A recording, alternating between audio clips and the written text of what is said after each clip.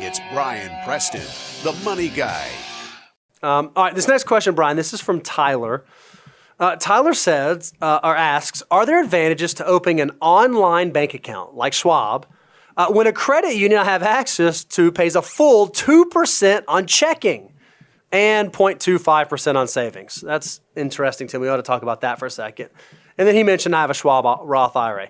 So he's heard us talk all the time about how much we love high-yield online savings accounts. And what he says is, well, but I got this local credit union in my town that pays better. Yeah. 2% on checking. What am I missing? What am I not thinking of here? Yeah, I drive by, when you drive up North 65, there's some little small bank that has a billboard bragging about the interest rate that they're paying on their business checking accounts or something like that. And realize there's always going to be somebody touting their great rate, but you need to go look at the asterisk that's next to that rate and then go read the fine print disclosures, because usually there's going to be some pretty hefty restrictions on that.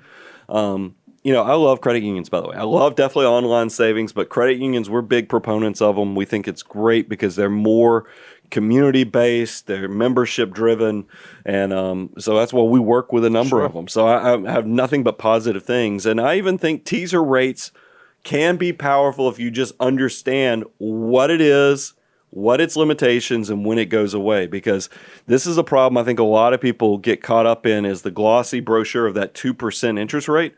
What if that 2% is only on the first $5,000? That's right.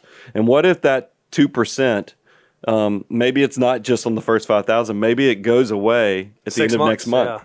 Yeah. So that's, you have to know what the limitations. What I have found with my own money, and Bo I'll let him do the experience share, you can chase yield and drive yourself completely crazy. Because remember, when you open up an account, I don't care where it is, you're going to have to show them, you got to fill an application with your name, your social security number, all your pertinent information. And because of security purposes, they probably want photocopies of your driver's license and other declarative information about who you are, because they have to track this for tax purposes. That's a pain in the rear end. It's not the easiest process in the world to open accounts.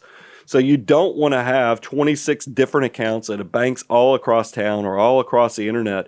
You want to be very definitive with who you're connecting yourself with, and you want them to be a good partner that's just always top of the food chain. And that's why I have, and I don't mind sharing, personally, I use like ally.com, because look, interest rates right now are 0.5%. That's horrible. That's not a good savings rate or that they're paying on there, but that's where the market is right now. And I know there's probably, I could go down the street and probably get 0.6, 0.7, but it won't stay 0.6, 0.7.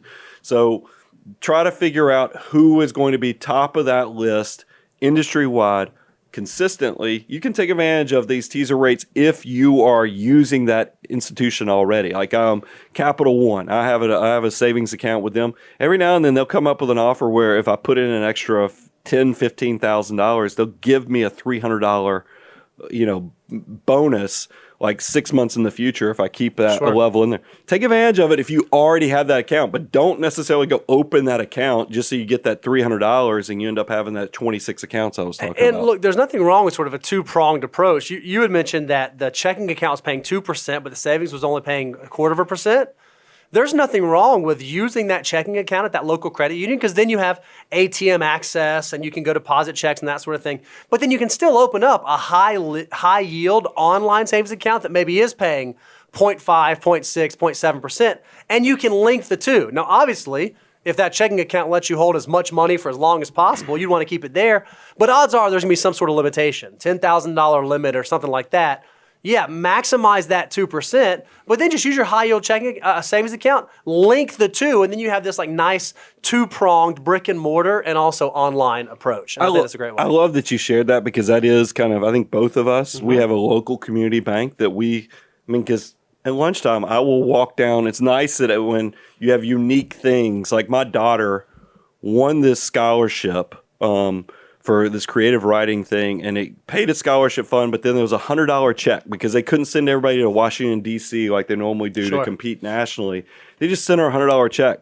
Well, it was a pain in the rear to get rid of that check because it was made directly to her.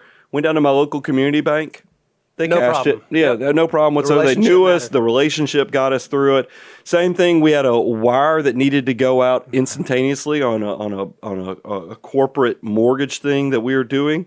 Went down to the local bank. You're like, oh yeah, we can get this process right now. So I mean, there is something about having a local relationship bank that you can take advantage of, and then having that online bank that gives you the maximization of your savings and so forth. Love it.